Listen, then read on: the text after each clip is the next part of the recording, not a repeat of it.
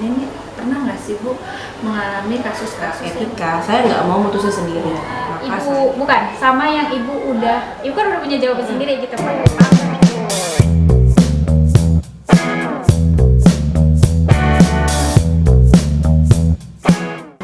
Assalamualaikum Ibu. Waalaikumsalam Bu Lina. Maaf Ibu mengganggu ya Bu.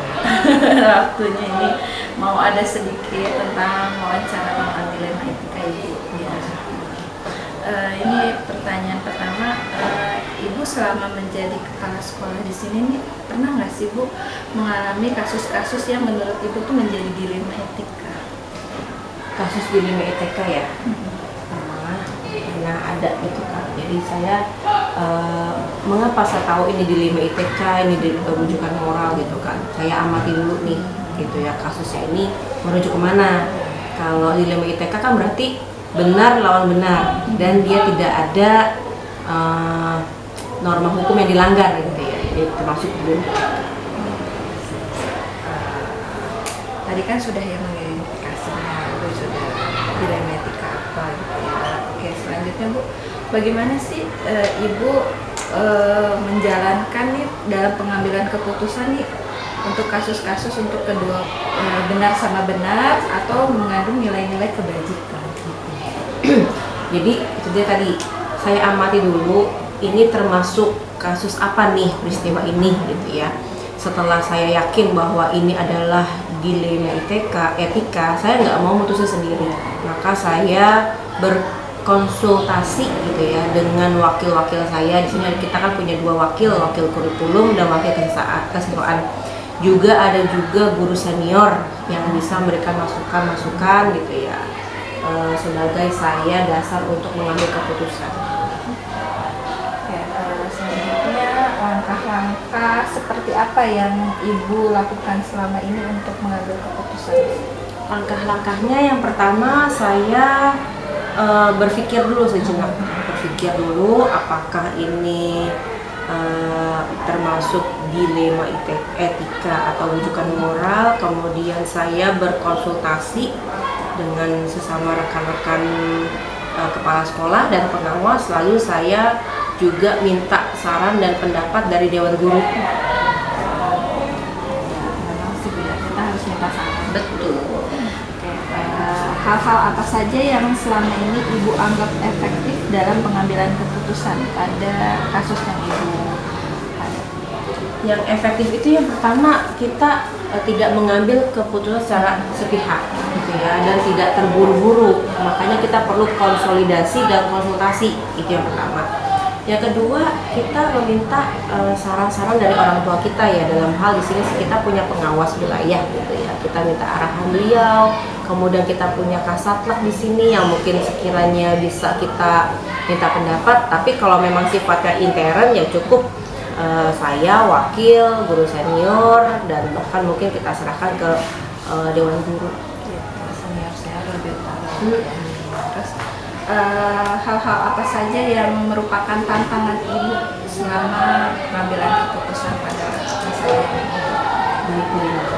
Di sini tantangan yang saya hadapi ya, yang pertama itu dukungan orang tua. Bahkan ada orang tua yang mungkin nggak peduli dengan kondisi karakter anaknya. Yang kedua, tantangan adalah daya motivasi belajar anak yang masih kurang gitu ya. Yang ketiganya, karena kita lingkungan padat ya, jadi sumber daya manusianya untuk orang tua itu masih rendah gitu. Sehingga itu yang jadi saya berpikir bagaimana caranya untuk meningkatkan daya dukung ke sekolah. Ya memang kan kita memang lingkungannya padat sekali. Betul. Jadi daya dukungnya perlu ya Bu ya. Selanjutnya, Selanjutnya Ibu mohon izin, apakah Ibu punya tata kala atau jadwal tertentu dalam sebuah penyelesaian kasus dilema etika tadi? Apakah Ibu langsung menyelesaikan di tempat atau memiliki sebuah jadwal untuk menyelesaikannya? Lalu bentuk dan prosedurnya itu seperti apa? Baik Bu Rova, untuk jadwal saya tidak terjadwal karena kan yang namanya peristiwa itu pasti insidentil gitu ya, pasti sewaktu-waktu. Dan untuk masalah setiap kasus itu saya tidak serta-merta mutusin saat itu juga gitu. Jadi saya perlu berpikir kembali, saya amati, kemudian saya minta pendapat saran-saran dari tadi. Yang pertama wakil, kemudian guru senior, kemudian dewan guru. Kalau emang perlu ke pengawas, kalau emang sifatnya ini krusial gitu ya. Jadi saya tidak mencari secara sepihak. Tapi kalau misalnya tiba-tiba nih Bu, ada yang kasusnya benar-benar hari itu harus Urgent. urgent, itu gimana tuh Bu? Ya saya tetap minta koordinasi. Saya tetap koordinasi dulu. Karena saya nggak mau setiap keputusan yang saya ambil itu keputusan saya gitu ya. Jadi saya perlu minta pertimbangan dari komunitas yang ada di sekolah. Lalu adakah seseorang atau faktor-faktor yang Ibu selama ini mempermudah atau membantu Ibu dalam pengambilan keputusan dalam kasus-kasus dilema etika? Pastinya ada. Ya. Yang pertama wakil kesiswaan, wakil kurikulum, guru senior, kemudian Bapak Ibu Dewan Guru, kemudian saya di sini punya GP dan nanti mungkin Bu Rofa dan Bu Rina bisa bantu saya. Tapi ini Bu, misal ya, Ibu sebenarnya sudah punya jawaban ya, misal, terus tiba-tiba, terus Ibu kan tetap minta bantuan ya dari tadi komunitas yang ada di sekolah. Tapi di jawaban dari komunitas di sekolah ini beda nih sama yang Ibu, bukan, sama yang Ibu kan udah punya jawaban sendiri gitu, paham kan maksud saya Bu ya? Jadi Ibu gimana tuh caranya? Apa Ibu tetap dengan keputusan Ibu atau Ibu tetap mengikuti ya orang-orang yang komunitas itu, atau Ibu ambil jalan tengah? Saya konsultasi lagi sama teman-teman kepala sekolah lain. Berarti ya, harus ada opsi lain ya. Tetap saya nggak mau ngambil sepihak, tetap saya pertimbangkan. Lagi pengalaman ya Bu ya. Sharing aja sama Iya, teman-teman sharing. kepala sekolah. Uji senior. Oke, yang terakhir ya Bu, dari semua yang telah disampaikan nih, pembelajaran apa yang dapat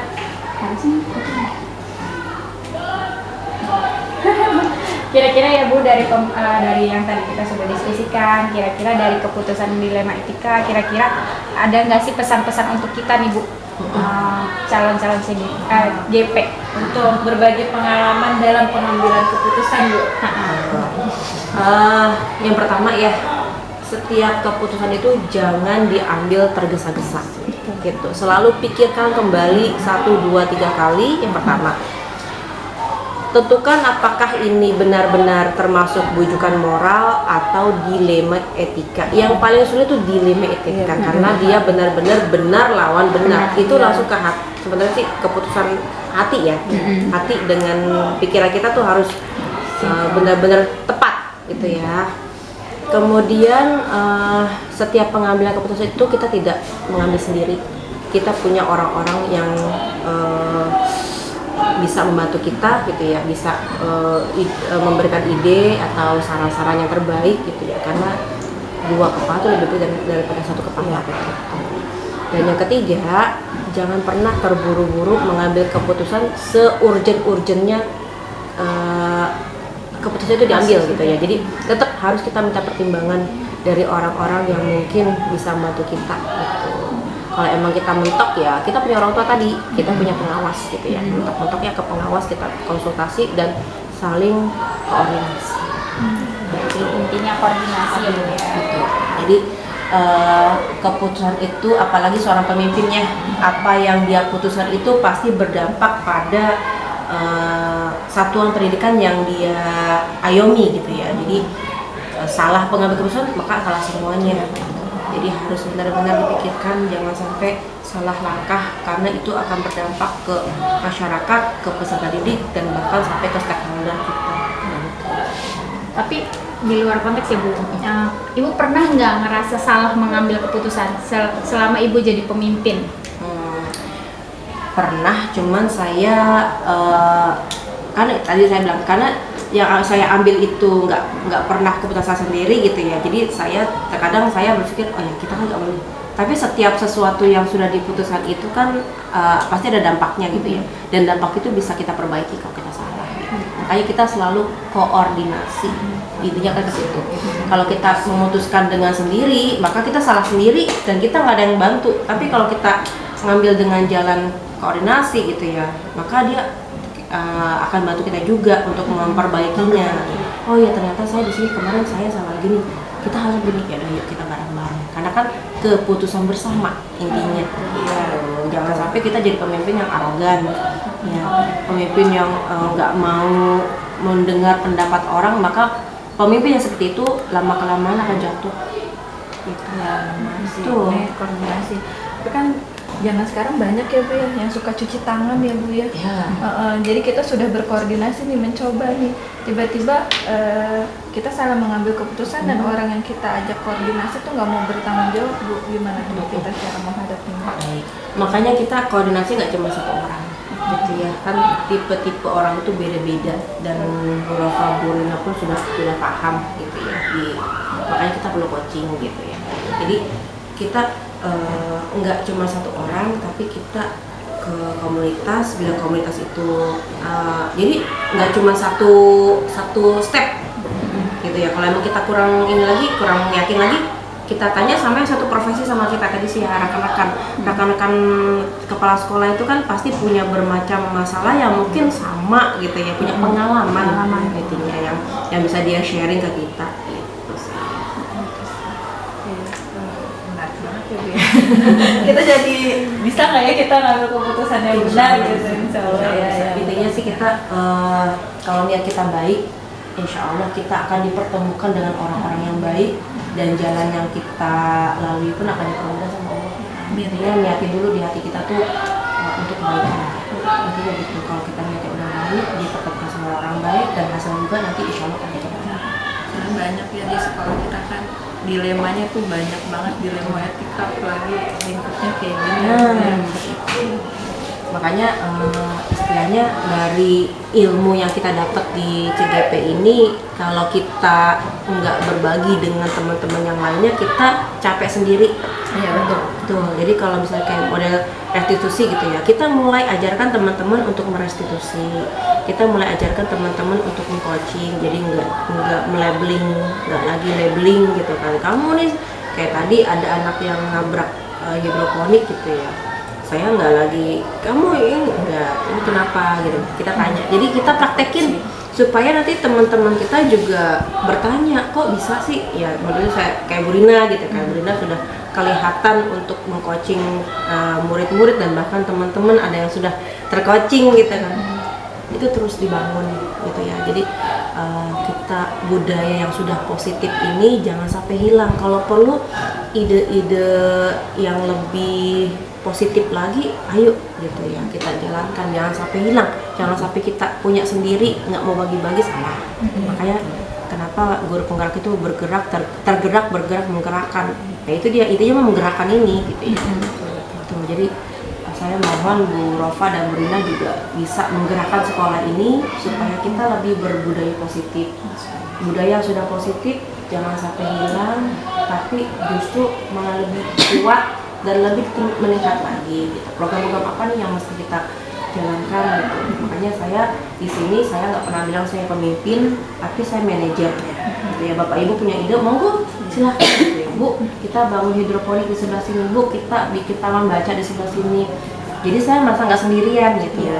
Saya hanya memanage tempatnya gimana, keuangannya bagaimana gitu. Ya saya senang. Jadi Bu Rofa, Bu Rina jangan pernah merasa nggak enak minta-minta, saya malah senang gitu kan. Akhirnya kan ini untuk siapa? Untuk sekolah kita juga. Itu aja ya Bu ya. Makasih waktunya. Sama-sama Bu Rofa, Bu Rina. Sukses ya, sebentar lagi mau selesai. Makasih Bu. Dan mendapat gelar guru penggerak. Amin. Intinya jangan jadi obsesi untuk menjadi kepala sekolah. Iya, Intinya betul. itu, tapi ilmu yang sudah kita dapat bagaimana bisa kita terapkan dan juga kita bisa berikan ke teman-teman, itu dulu intinya gitu. Adapun kita nanti ditempatin jadi kepala sekolah atau pengawas atau karir yang lain, itu bonus. Iya betul.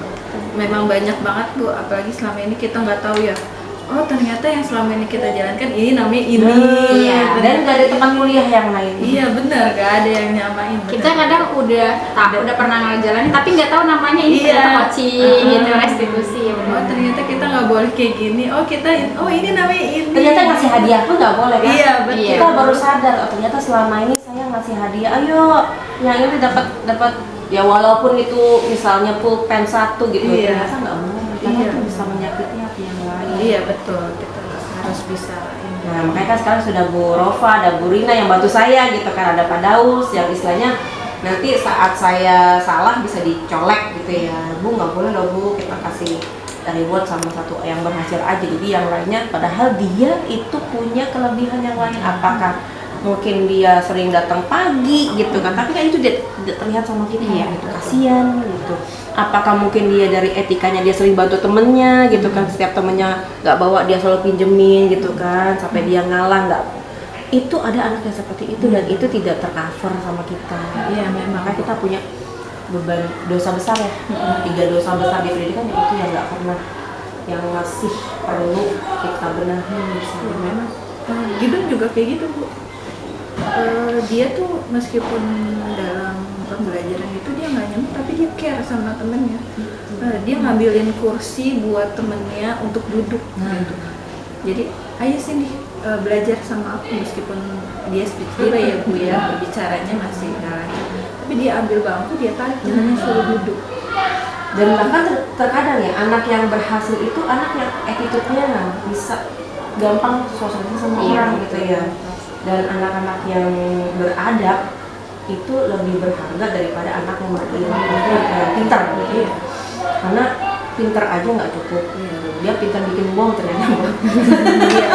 Mencelakai orang. Mencelakai orang gitu kan. Tapi kalau dia udah pintar beradab gitu, insya Allah ilmu yang dia punya itu untuk kemaslahatan banyak orang. Dia bikin bola lampu gitu kan, biar cepat terang, nanti orang nikmati gitu kan, jadi tidak gelap lagi. Itu beradab dan berilmu. Dan yang kita harapkan dari SD ini yaitu keluar karakter itu gitu. Jangan dari SD sama aja sama anak yang nggak pernah sekolah gitu. Makanya di sini saya nggak bosan-bosan deh. Selalu di sini kan setiap anak-anak masih di sini, makanya di sini kan. Dan itu suatu itu buat saya gitu kan. Saya jadi bisa tahu anak-anak yang memang cara bicaranya masih kotor gitu kan. Terutama itu ya. Kemudian attitude-nya dia gitu kan. Saya lihat sama bapak ibu gurunya juga kurang ini gitu kan. Jadi di situ saya bisa ngeliatin anak-anak gitu ya. Dan saya pengen semua guru care seperti itu. Karena kalau kita bawa ini anak-anak kita bawa sampai ke hidupnya, betapa banyak pahala atau dosa yang mereka bawa untuk kita. Contohnya kalau kita memberikan hal yang baik, terus anak itu dia terapkan gitu ya dalam kehidupan sehari-hari. Contoh, kita nggak boleh ngomong kasar gitu ya. Terus dia ingat kata-kata itu ya. Itu jariah. Ya betul. Tapi kalau kita berbicara hal-hal yang ya maaf gitu ya, ada kan kadang guru itu tukos gitu ya, itu dia pakai gitu ya, itu dosa juga buat dia. Betul. Dijaga banget.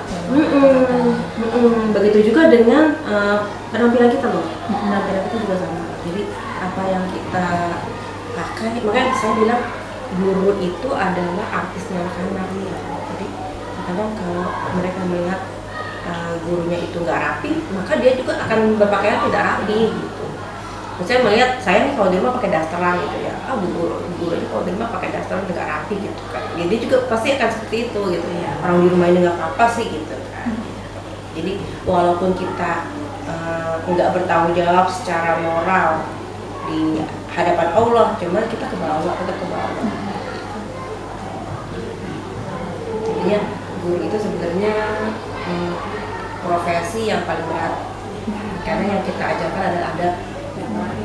Kalau sampai kita dicintai sama anak, kangen kan sama. Betul. Makanya kita berusaha untuk jadi guru yang dirindukan. luar biasa. Nanti guru-guru istilahnya nih, guru-guru kelas 1, kelas 2 sudah masa-masa dia anak untuk percaya diri tumbuh di situ loh. Nah, udah kelas 6, kelas 4, kelas 4 itu peralihan antara dia anak-anak ke remaja. Makanya kalau bandel banget. Iya.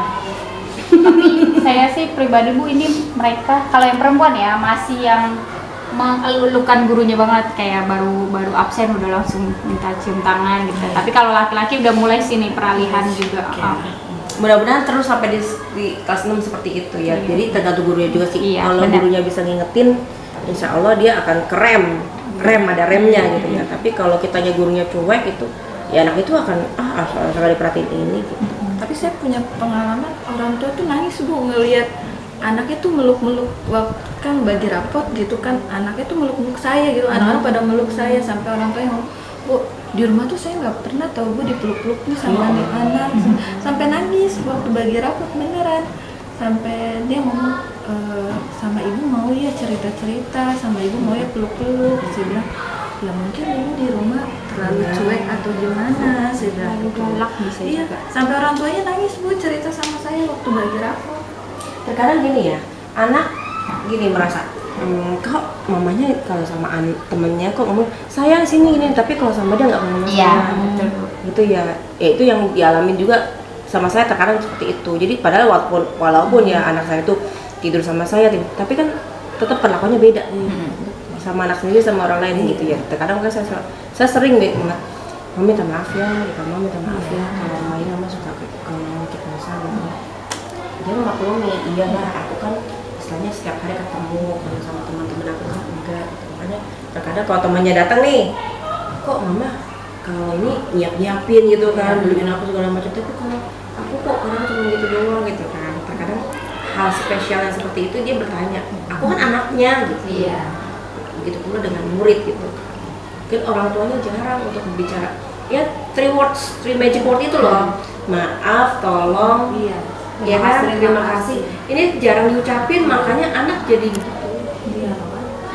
Senang banget kita sampai yang ngeliatinnya bener-bener dia nangis bener-bener. Makanya kita perlu parenting sebenarnya. Betul ya. Parenting. Makanya waktu kemarin saya di kelas 1, saya puas banget. Puasnya gimana? Karena saya bisa memberikan mereka suatu filosofi, contohnya kayak gelas gitu ya, atau botol. Yang mana botol itu sebagai anaknya, ya, kita nih orang tuanya mau bikin botol ini mahal, apa mau bikin botol ini murahan gitu kan? Kan tergantung isinya botol itu, ya kan? Sebotol ini kalau kita isinya air putih ya nggak ada harganya. Tapi kalau kita isi parfumnya parfum yang Itali gitu ya, pasti mahal. Padahal botolnya sama harganya. Iya betul. Saya filosofi itu yang mudah-mudahan bisa membuka cakrawala orang tua ya, untuk memanusiakan anak. Kan selama ini anak itu dianggap masih kecil, tapi padahal dia juga pengen dihargai. Anak sekarang kan pikirannya udah beda sama zaman saya dulu gitu. Zaman saya dulu anak itu harus nurut sama orang tua, tapi kalau sekarang nggak bisa. Anak itu harus orang tua harus bicara. Ya betul. Sampai pemilihan baju pun sama, baju gitu kan. Adik pakai baju ini, terus kan kita bilang udah pakai ini aja, kan nggak bisa begitu anak sekarang gitu. Kita harus pilih kenapa dia pakai baju ini gitu kan. Terus kan kita mau kesini, kita kasih dia kita kasih dia cara berpikir gitu. Oh ternyata saya kalau ke kondangan itu harus pakai bajunya ini karena ini gitu. Iya. Kita kasih alasan gitu. Pemilihan sekolah juga gitu. Iya. Ya anak saya ajak muter-muter. Saya suruh milih mau SD-nya di mana nih. Terus mama aku mau di sini. Emang kenapa ini gini? Oh ya udah gitu. Tapi nanti kalau misalnya itu tanggung jawab sendiri ya iya gitu. Jadi itu mereka yang milih. Iya, jadi anak itu punya rasa tanggung jawab, saya milih ini keputusan saya, jadi saya harus apapun yang terjadi saya harus lanjutkan. Ya makanya sampai kelas 4 ini saya tuh belum pernah Bu yang namanya nyuruh dia ayo belajar, enggak. Jadi mereka mama aku ada PR nanti koreksi ya, aku ngerjain dulu gitu. Jadi mereka tanggung jawab gitu. Jadi saya nggak pernah, paling saya kalau pagi-pagi bilang ayo bangun sholat subuh, oh iya mah aku sekolah gitu. Jadi dia ini nggak pernah saya teriak-teriak gitu Bu, enggak. Keren. Kalau saya waktu anak saya yang pertama itu karena umur ya, Jadi dia nyakotnya di mana ya udah ke situ. Iya benar. Akhirnya gitu. Dia nyakotnya ke mana ya udah ke situ. Akhirnya dia selama di sekolah itu ya sempat ada trouble, sempat temen segala macam gitu. Tapi terus saya arahkan ke boarding school, emang itu baunya saya, cuma saya kasih pandangan gitu kan. Emang sih dia awal nangis, terus saya kasih tahu tadi kata sama kayak Burina tadi, saya kasih tahu ini begini, ini ruangannya begini, ini tempat tidur kamu sehari-hari ini tempat. Oke lah, ya udah. Iya, jadi mereka juga sempat nanya, mama kenapa sih aku nggak kayak teman-teman aku sekolahnya yang deket, kan di itu ada negeri kan. Nah, dari segi usia kan kalian belum. Gimana kalau kita swasta sama aja kok pelajarannya. Terus nanti kita tambah dengan agama gimana. Jadi nanti aku nggak usah ngaji mah. Ya kalau memang mau ngaji ya nggak apa-apa. Tapi misalnya kalau kalian sudah banyak kegiatan yang nggak ngaji, kita ngaji di rumah sih. Yuk kita pilih sekolah, terus saya ajak keliling bu sekolah yang ada di situ, mereka mau di mana. Sama kualitasnya saya tanya-tanya di sekolah-sekolah kan, tanya-tanya kualitasnya gimana, ini gimana. Jadi mereka dengar sendiri, mama aku nggak mau ini di sini. Pasti kan ada masukan dari para netizen. Iya, makanya aku maunya di sini mah. Oh ya udah, di sini mau nggak? Iya nggak apa-apa mah. Jadi mereka udah tanggung jawab sendiri, jadi saya kerja keliling. Nah itulah tujuannya Ki Hajar Dewantara untuk Manusia Merdeka Iya. itu. Nah tujuannya IKM, implementasi kurikulum merdeka itu ya anak merdeka, Iya, gitu. benar. Memutuskan apa yang mereka inginkan untuk masa depannya. Iya benar. Di pemilihan ekskul juga mereka ngomongin, kenapa milih ini? Aku pengen ini mah ya udah. Tapi nggak ada males ya. Ini kan pulangnya sore. Iya mah. Makanya mereka yang alhamdulillah sih bu sampai nggak teriak-teriak, saya nggak marah. Malah saya ngedengar orang tua tuh izin ke Siongan ini kayak kesel gitu. Si anaknya anak sendiri loh. Iya, sampai kadang orang tua bilang, ibu aja deh yang bilangin, sama saya mah nggak mempan gitu, ya gitu gak gerak-gerak. Sering itu yang sering. Iya, makanya Sampai kayak pacaran aja saya mesti nasihatin. ya orang tuanya aja nggak mempan, apalagi kita yang bukan darah dagingnya gitu. Nah, makanya. Kita masih sabar, kita masih sehat, dan kita masih waras. Iya, makanya.